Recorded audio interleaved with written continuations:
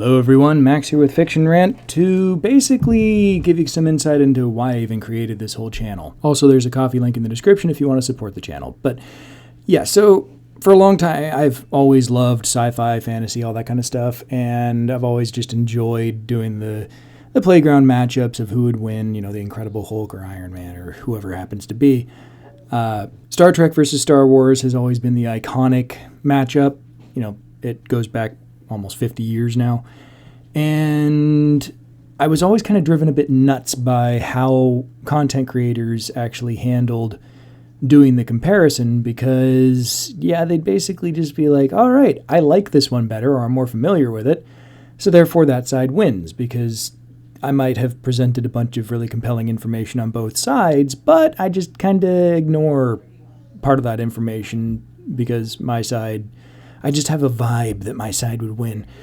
So that's why I do my really thorough breakdowns. I do all my series in 8 parts, you know, going through all the different elements that go into the matchup, and I don't just do one type of matchup. This is why. EckhartsLadder is a really big channel, does a lot of Star Wars content, and he was kind of the one that prompted me to be like, okay, fine, I'll do it myself. So thanks, EckhartsLadder, for that. He did a Imperial 2 Star Destroyer versus a Galaxy class, and he makes a lot of really good points, does decent amount of research, and then just kind of drops the ball for me. So yeah, that annoyed me. And I ended up making my own channel and tackling the debate myself. So here we go, watching and reacting to EckhartsLadder's video on the Imperial 2 versus the Galaxy class. Hey guys, EckhartsLadder here. Hello and welcome to another episode of Star Wars Starship Versus, the series where we take 2 ships from the Star Wars universe, put them head to head, and try to predict which one would come out on top. Or at least that's what we do sometimes. On special days like today, we look at other universes and put them against ships from Star Wars. And okay, an F-35 versus a Star Destroyer would be hilarious and short. Today, we are doing my most requested matchup of all time. Really, it's no surprise to me that you guys have been asking for this matchup for so long because we're talking about 2 famous ships from probably the 2 most iconic science fiction franchises of all time. And more than just that, 2 franchises which traditionally have had a bit of competition with each other. We're talking, of course, about Star Wars and Star Trek. So in today's matchup, we're taking the Imperial 2 class Star Destroyer and putting it against the USS Enterprise. And but which I one? I struggled for a while trying to decide which Enterprise I wanted to use. I was originally going to use the Enterprise E, but I'm a little bit more familiar with the Enterprise D. Yeah, that's totally fair since the Enterprise E is just not that well documented. It's been in a couple movies, and that's pretty much it. That's what we're going to go with today. So in today's episode, we're going to be looking at what would happen if these 2 ships somehow managed to land in the same universe and had to fight it out in a one-on-one space battle to the death. I know this battle has been done a few times on YouTube before, but I'm going to do things a little bit differently. Instead of focusing on the characters of Star Wars and Star Trek and actually battle tactics, I'm just going to look at the 2 ships themselves to try to determine which one is actually superior. And I think that's actually a really, really good idea. Part of the issue that you run into with these comparisons is, you know, what about the Picard maneuver? And Picard is too smart to be able to do something like that versus, but Vader could just force choke the whole ship or something. And that ends up just being really, really silly and not helpful at all. And yeah, so limiting it to generic crew versus generic crew, great idea. If it helps you out, just imagine that each of these ships are being piloted and crewed by equally skilled clones. That's actually nerfing the Star Trek side pretty heavily because, as we get to see time and time again, in Star Trek, everybody is at least a scientist, and they kind of start at genius and go up from there, versus Star Wars, they are pretty dang incompetent a lot of time. Empire Strikes Back probably has my favorite example of this, where in chasing the Millennium Falcon, 3 Star Destroyers literally ram each other because Han did the amazing maneuver of flying downward. There's a lot of nepotism to get captains where they want to go in Star Wars, and that's not all merit-based. If you want to see a more story-driven episode focusing on the characters of each universe, check out Generation Tech's video on the Enterprise E versus the Imperial Star Destroyer. He does a good job, and it's really a lot of fun. Also, of course, let him know that you were sent by EckhartsLadder. I've put a link down in the description. Generation Tech has their own issues. I'll be responding to them at some point in the future. They actually helped me with my April Fool's episode from a couple of years ago where I compared the Millennium Falcon to the Defiant. And Generation Tech actually had that contest be pretty close. Spoilers. I'll link their video so you can check it out yourself. But yeah, there's no contest there. That's a dude in a Winnebago with a rifle versus a Navy gunship. There's no comparison there. The only thing that kept the Millennium Falcon alive versus Star Destroyers was half the time the Star Destroyer didn't actually want to blow them up. And the rest of the time was he pulled off his amazing maneuvers where he flew slightly to the left. He just stayed out of the way. That doesn't work that well against the Defiant, though, because targeting sensors for phasers are actually decent, and it's not just some dude with a cannon. Moving on. It's very hard to compare these two universes for a few reasons. And the first is that whichever way I decide, I'm going to have people that are frustrated with me. You guys are huge fans of both Star Wars and Star Trek, and you get understandably a bit miffed if your universe loses out in a matchup. So that's actually somewhere where I think I'd like to think that I come out ahead a little bit. I love Star Trek and Star Wars probably equally, and in fact, if I just want to watch something that I enjoy, I'll probably go to Star Wars because they're just more enjoyable a lot of the time. Star Trek has some amazing stuff, and if I want to sit down and binge something, there's just more to binge from Star Trek, and a lot of the stories cut a lot deeper than Star Wars ones. But if I want to just have fun, I'm going to pick up a Star Wars movie. I'm going to pick up a Star Wars novel. I loved the Darth Bane trilogy. It was awesome. So I consider myself a significant fan on both ends, which means that hopefully I have relatively limited bias. I'm sure I still have plenty, as the commenters will point out, but I try. I've been accused of both being a Star Wars fanboy and of purposely making Star Wars ships lose. I've also been accused of being pro-Empire, pro-Mon Calamari, everything. Please keep in mind that I am doing my best. I'm trying to be as fair as possible, but this matchup is very difficult to decide. We've got two universes that operate very, very differently, and it's hard to establish a baseline of power. What I mean by that is this. Both universes use vastly different technology, and making matters worse, they also have cross-sections and tech manuals, which give totally inconsistent and unrealistic numbers. Yeah, tech manuals and stuff, they can at best be considered beta canon because they're written by people who are trying their best but are ultimately just making stuff up. The only irrefutable canon is what you see on screen, and even then, it's horribly, horribly inconsistent. So you have to take literally everything with a grain of salt. Research, particularly on these ones, is just a nightmare.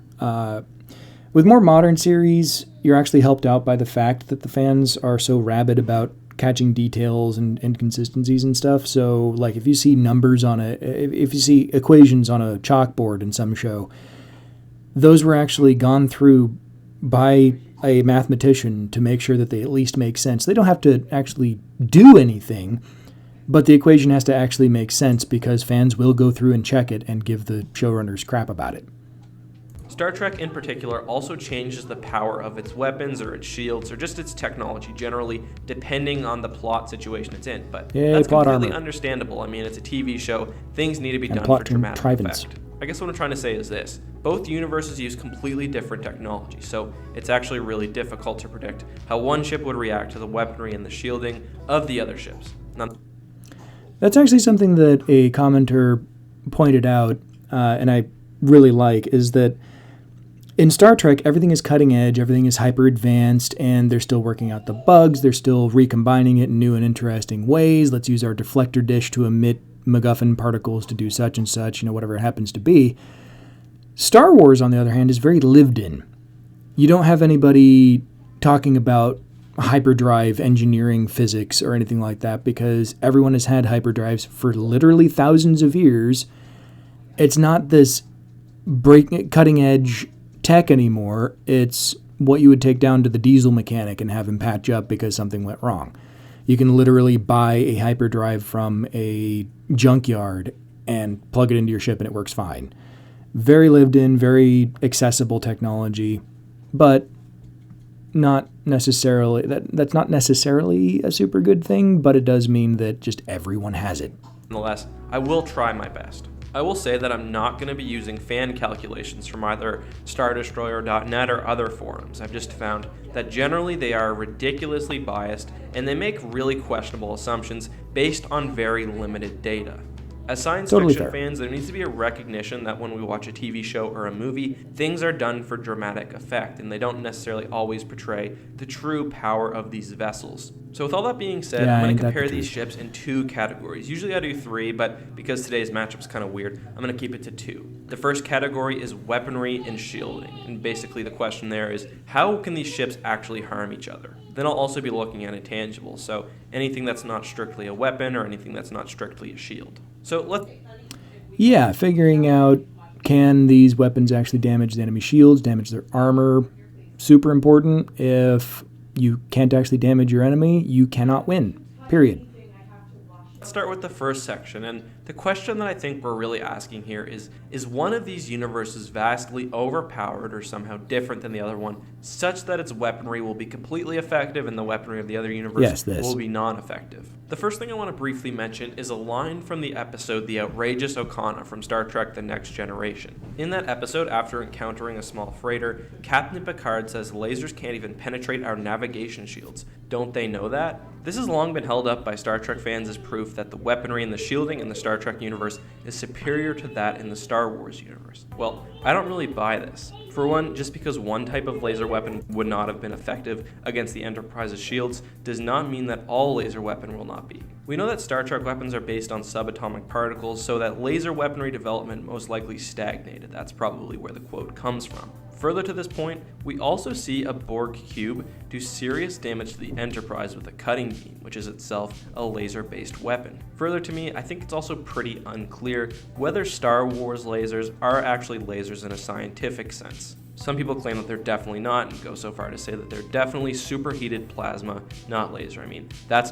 So yeah, I actually agree with those fans pointing out that they're plasma. No, there's nothing definitive actually pointed out that says that blasters are actually this or that, but the way that they behave, the ranges they have available, the fact that they actually have travel time, which is corroborated in The Last Jedi, because that arcing you see, that's more of a side effect of a slow projectile catching up with a moving target. It's not actually arcing. There was a commenter that basically had put together a little demo to demonstrate that.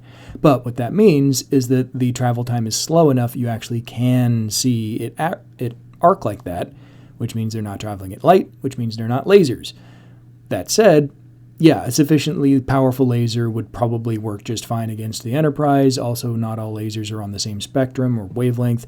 So yeah, saying that lasers are totally ineffective against Star Trek stuff is probably too broad of a generalization. But in any case, the weapons that Star Wars is using aren't lasers anyway, so it ends up being a moot point. Not clear to me, and I don't think that's ever been definitively said, but they don't appear to operate like lasers do in the real world. Another unique and divergent Star Trek technology is the use of transporters, and it could be argued that all the Enterprise really needs to do is transport key components of the Star Destroyer out, or transport a strike team into a key location to do serious damage, etc. However, transporters are notoriously fickle. We know that they don't work when shields are up, so at least at the beginning of the battle, the transporter won't be able to bypass the shields of the Star Destroyer. I think that is a perfectly reasonable assumption to make. Star Destroyers do in fact have shields, and yeah, transporters don't work through shields. I'm sure that somebody could figure out a way of bypassing that particular downside, but yeah, for the sake of argument, it's probably best and easiest and everything to just assume shields are up, transporters don't work. You're done. When actually looking at the weapons of the two ships, we see that the Star Destroyer has over 100 heavy turbo lasers, ion cannons, and regular weapons. I'm not sure what he means by regular weapons here. Some Star Destroyers do have point defense cannons, which is just more rapid fire, weaker turbo lasers. Some of them even have missile emplacements, but concussion missiles in Star Wars are just high explosive. They don't do that much damage. In any case, yeah, Star Destroyers, Imperial 2s in particular, are armed to the teeth. The Enterprise D, on the other hand, has a dozen phaser arrays and 250 photon torpedoes, which can be launched through 2 separate tubes. Clearly, the Star Destroyer has more numerous weapons, but are they more powerful? I think that is the key question. How do we figure out which universe has more powerful weapons? Well, in the Star Trek Deep Space Nine episode, The Die is Cast, we see a Romulan ship do serious damage to a planet in just under a minute. Okay, little misleading there. It wasn't one Romulan ship. It was a combined Tal Shiar and Obsidian Order, so Cardassians and Romulans. It was their combined fleet, so a couple dozen ships at most. We don't really get a count on it. And over the course of a couple seconds, they bombarded the surface of the Founder homeworld, trying to wipe out cut the head off their enemy, the Dominion, before the war could even start. They did not just use their disruptors. And disruptors and phasers are basically the same thing. Phasers are just much more complicated, so they can do more interesting stuff, like they can modulate and have their power level adjusted wildly. Disruptors can still do some of that, I think, but way less versatile. So they were using the disruptors and torpedoes. It still only took a couple seconds to destroy 30% of the planet's crust, which, whatever that means, destroy is arbitrary. It can mean they pulverized it, or it can mean they vaporized it, and that vastly changes how much damage is being actually put out. These weapons wouldn't be the exact same as the ones on the Enterprise, but they would be arguably comparable. Arguably, though, we don't see any sort of similar level of destruction from Star Trek weaponry on other occasions, And that's because bombarding planets is generally not something that you do in Star Trek. Planets are precious.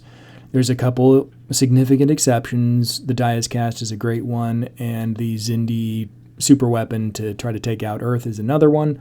But by and large, people just don't bombard planets. It's much more valuable to capture them. You don't generally see people going to war so that they can blow up a planet.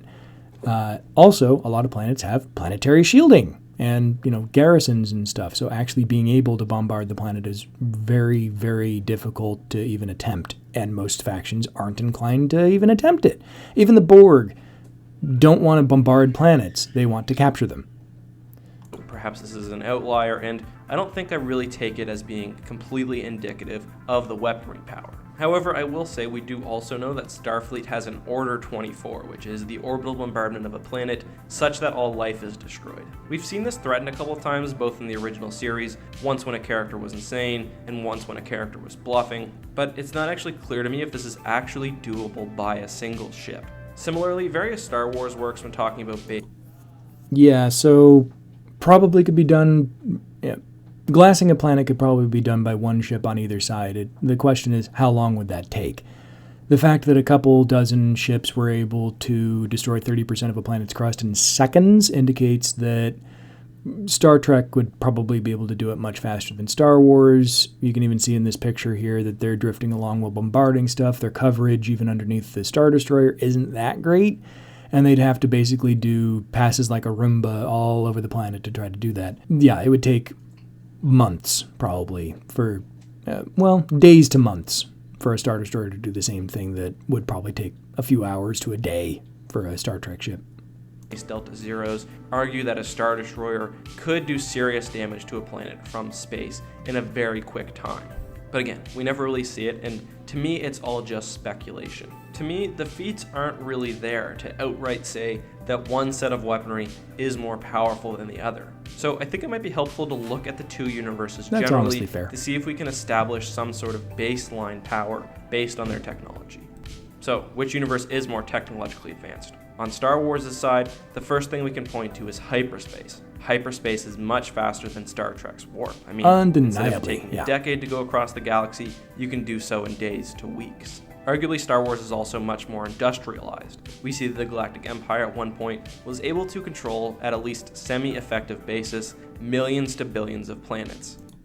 So industrialization is something that gets brought up a lot, and I don't think it actually matters all that much. Yeah, you might have a ton of production, but that doesn't mean you're more advanced. Star Wars needs giant facilities. You get to see the droid manufacturing facilities on Geonosis in Episode 2, that kind of thing. Versus in Star Trek, Data was able to create a a flawed copy of himself with a replicator in a matter of minutes without any special facilities.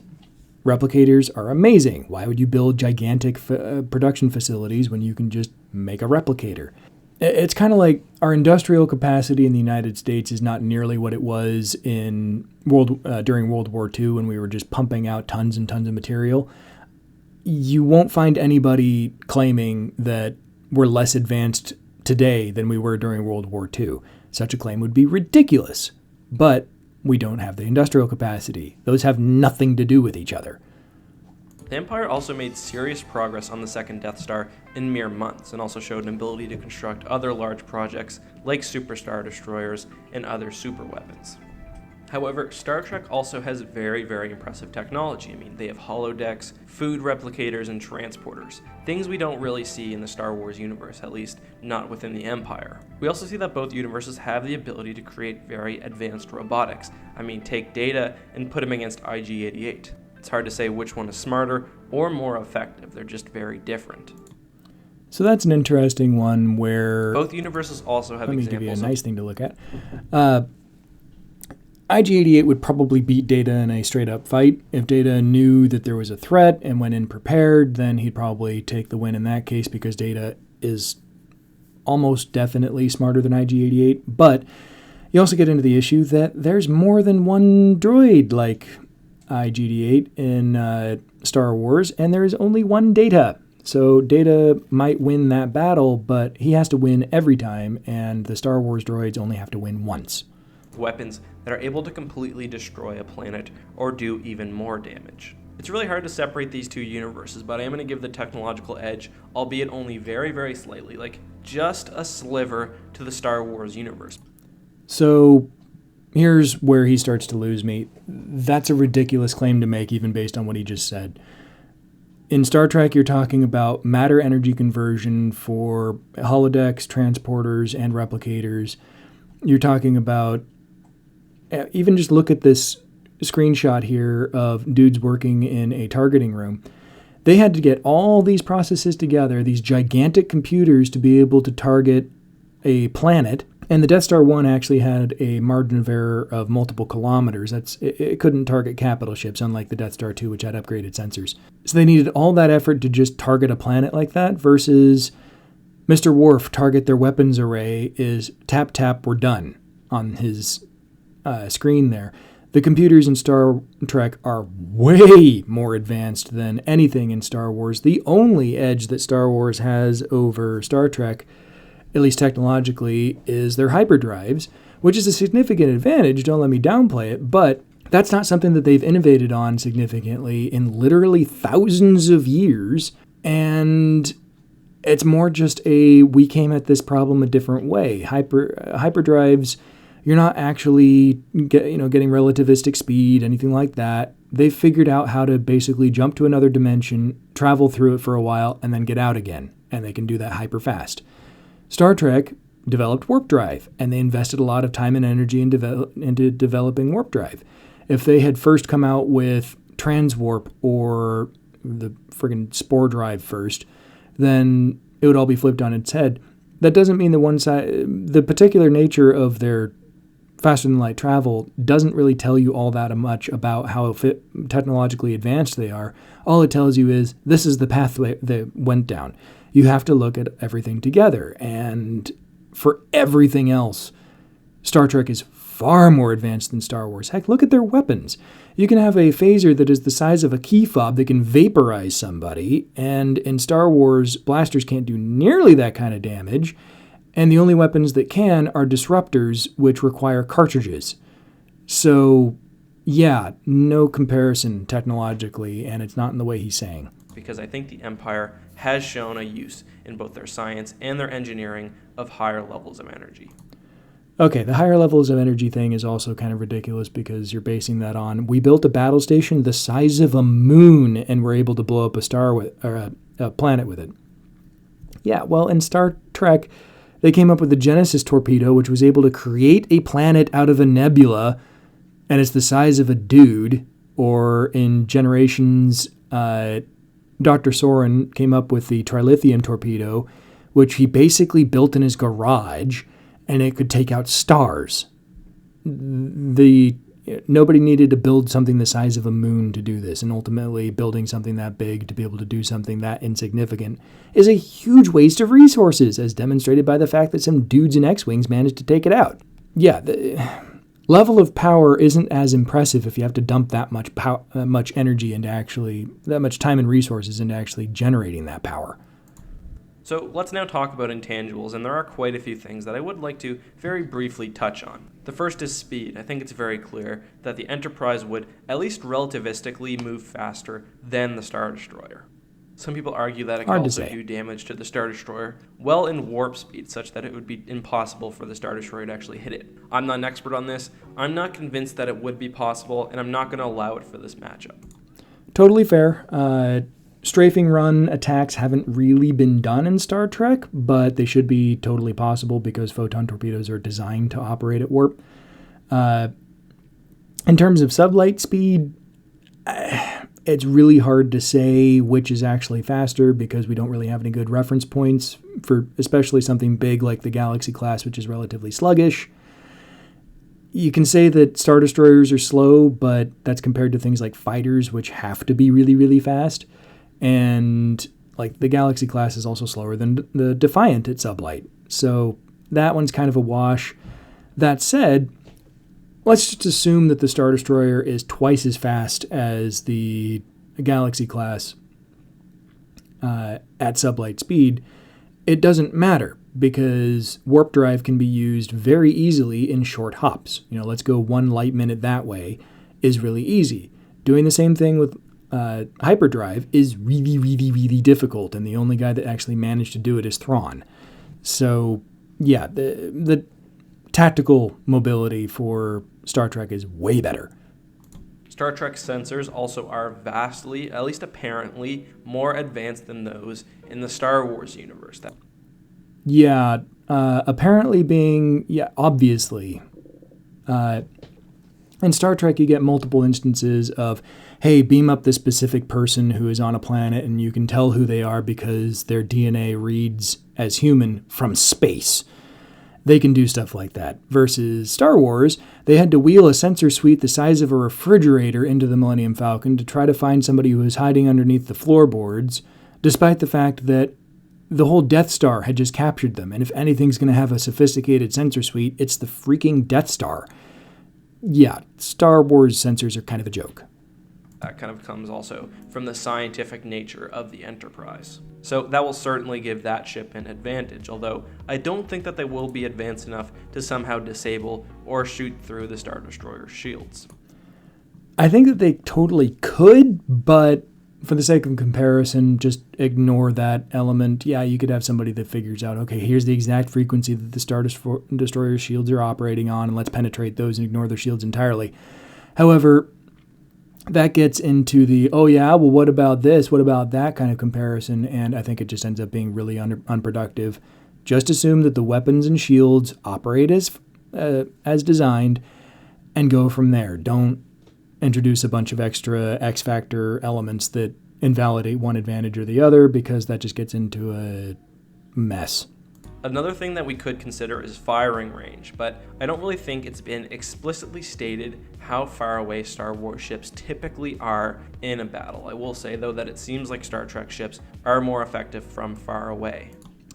Yeah, so we actually do have some really good examples of that now, at least. This video was made a number of years ago, so I'm not sure you had this information, but in The Last Jedi in particular, we get to see that Star Destroyer, the Super Star Destroyer supremacy was unable to, they were able to hit ships in the Resistance fleet at a decent range, but they couldn't actually damage them at that range, which is, effective range. That range was well within visual range. In the novels, the Chimera, which is Thrawn's ship, had an effective range of 1,200 kilometers. Obviously, you can still shoot farther than that, but you just won't do any damage. The damage fall-off for turbo lasers is pretty severe. Versus the episode The Wounded of Star Trek, where a Cardassian ship was able to fire upon the Federation ship Phoenix at a range of 300,000 kilometers and was able to actually damage them at that range. So, yeah, range difference being multiple orders of magnitude different. The last thing that I want to talk about, and this will also bring me into the actual matchup, is the role of these two ships. And assuming that these two ships are from universes of around equal power, this matchup is totally unfair. That's because the Star Destroyer is a warship. It's meant primarily and pretty much solely for fighting other ships. Okay, I see where he's going with this. The Federation ships are science ships. This is a total non-point to me because the Federation has fought the Romulans, the Cardassians, and the Klingons all to a standstill with science ships. Like, they only started actually making warships after the Borg showed up. The Klingons, who are very warlike and all their ships are warships, that wasn't enough to get them to actually develop a dedicated warship. The Borg were. Yeah, the idea that because it's not a dedicated warship, the Enterprise would struggle is just absolutely a ridiculous point and has been shown across all of the series to simply not be a factor. The Enterprise, however, is not a dedicated warship, and although it can certainly not only hold its own but also kick ass in a fight, it is a multi-role vessel with focuses also on science and exploration. Yeah, I think the only, point in the favor of what he's trying to say here is that the Enterprise would be less efficient as a warship than a dedicated fighter, but that doesn't mean it's less effective. It just means that they spent a bunch of resources on stuff that has nothing to do with combat.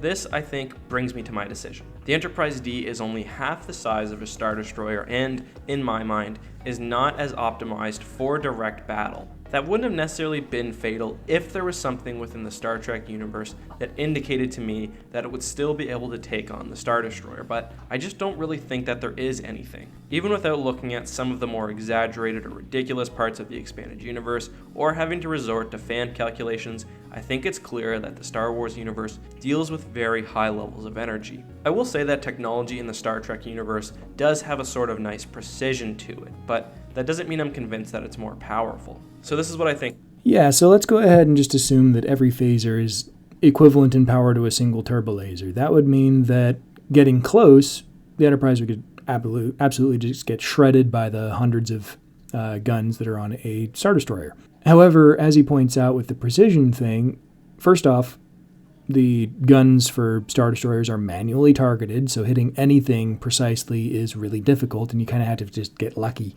In Trek, they can target subsystems of any ship very accurately, and they do this with a couple taps of a button from a single tactical officer because everything is computer targeted. They're awesome at doing that kind of stuff. I'm going to let him finish his point. Happens. The two ships come out of hyperspace and face off against each other. The Enterprise has an immediate speed advantage, but it has to deal with hundreds of weapons coming from the Star Destroyer. I mean, I'm talking about... Okay, here's where he gets into... If you're cloning a Star Wars crew and sticking them in the Enterprise, then yeah, I could see this absolutely playing out this way because Star Wars crews are generally morons. If you have a significant speed and range advantage, don't get in range of the other guy. That's like saying that a dude with a sniper rifle would lose to a dude with a battle axe. A guy with a sniper rifle and a motorbike would lose to a guy with a battle axe if they got too close. And well, yeah, it's a battle axe. Don't get anywhere near him. I'll let him finish. Dozens of ion cannons and probably hundreds of turbo lasers and heavy turbo lasers. The Enterprise will be able to avoid much of the fire from the Star Destroyer, and a lot of this comes from the fact that, unlike in the Star Trek universe, individual guns in Star Wars are still controlled by people. But I think... So it's less they'll avoid the firepower and more just the gunners will miss. Very important distinction. Yeah, Galaxy class not exactly nimble for dodging. Just the sheer amount of power outputted by the Imperial II, based on the fact that it is a very large dedicated warship, will be too much for the Enterprise to overcome. I think Wolf's phasers and photon torpedoes would eventually be enough to overwhelm the shields of the larger ship. They won't do so quickly enough to survive the heavy barrage from the Imperial II. I think the only chance that the Enterprise has is if it can get great distance between the two ships and fire on the Star Destroyer with its weapons. Which again, won't be hard because you just said that it's faster and their warp drive can actually be used tactically in a battle to just open up a couple light seconds of distance. Wouldn't be that hard for any idiot commanding. I'm not necessarily convinced that the Star Destroyer will be out of range and then it won't be able to hit the ship, but I mean, we've seen it have difficulty with ships like the Millennium Falcon, so it is possible. I notably haven't talked. The Falcon was able to avoid damage by just being nimble and dodging. Again, manual gunners, it's hard to hit a target that's juking around. And in Empire Strikes Back, they weren't actually trying to blow up the Falcon, they were trying to capture it, so that one's kind of a moot point. About the Star Destroyers, TIE Fighters yet, because I really don't think they'll be very effective. I'm pretty sure the Enterprise can pick them out of the air with relative ease, but again, I don't think it will be able to do so to the main cruiser. Yeah, TIE Fighters, they're unshielded unless you get into the more exotic, like TIE Defender and stuff, so yeah, you could just beam all the crews out if you wanted to. Low yield phaser shots would be plenty to be able to take them all out, and they're computer targeted, so actually hitting them would not be a problem. Just make sure to keep your distance from the Star Destroyer when you're doing so. And I think that that's where this battle ends. So I'm going to give the Star Destroyer a not decisive, but still pretty convincing victory with 7.5 wins out of 10. I've left a little chance for the Enterprise because perhaps I am underestimating their weapons, and the planet-destroying abilities shown in that one episode that I mentioned earlier are actually the standard in that case. Yeah, so if the die is cast as the standard, then the Enterprise outguns the Star Destroyer many times over. That said, let's not assume that that's the standard, that they don't hit nearly that hard. Let's just assume that phasers hit equally hard as turbolasers. The Enterprise still wins because they just don't need to get that close. I think that my ranking would be more like 9.5 to the Enterprise to 0.5 to the Star Destroyer. And that 0.5 would account for the captain of the Enterprise was an idiot and gave the Star Destroyer a hug while they got pummeled by hundreds of turbolasers. Barring that circumstance, Enterprise wins every time. There is no contest here. Case, the Star Destroyer would probably be in a bit more trouble. But yes, as of right now, Yeah, as he points out, if the Enterprise can keep its distance and peck away, then it wins. He's right. There's no reason for it not to do that. give it to the Star Wars universe. But, of course, this is just one man's opinion. I would love to hear what you guys think. Let me know down in the comments who you think would win. Let me know if I misinterpreted some technology from either Star Wars or Star Trek, if you think that the Enterprise would have won, if you think that the Star Destroyer would have won, or, if you think I just did a good job. Also, take a second right now.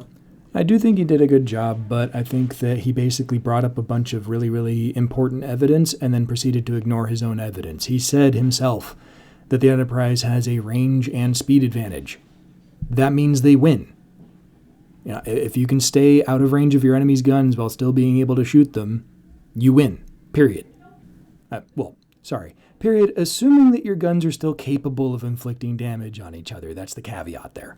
To vote in the upper right hand corner, and I'll reveal the poll results at the end of next video. If you haven't already, please also comment with any future matchups that you'd like to see down in the comment section, and if you see a matchup that you'd like to see get done, give it a like and a supporting comment.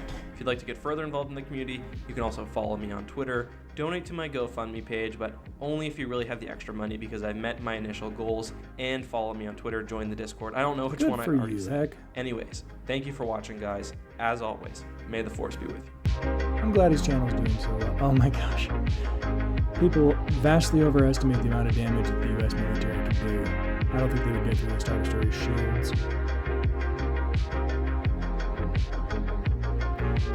So yeah, there's EckhartsLadder's take on the Trek versus Wars matchup. Again, I think he's totally wrong, but I also think that he did what he could to try to be fair. I think he just ignored his own points pretty much. Let me know what you think in the comments below. And yeah, there's a coffee link in the description if you want to support the channel. And until next time, live long and prosper, and may the Force be with you.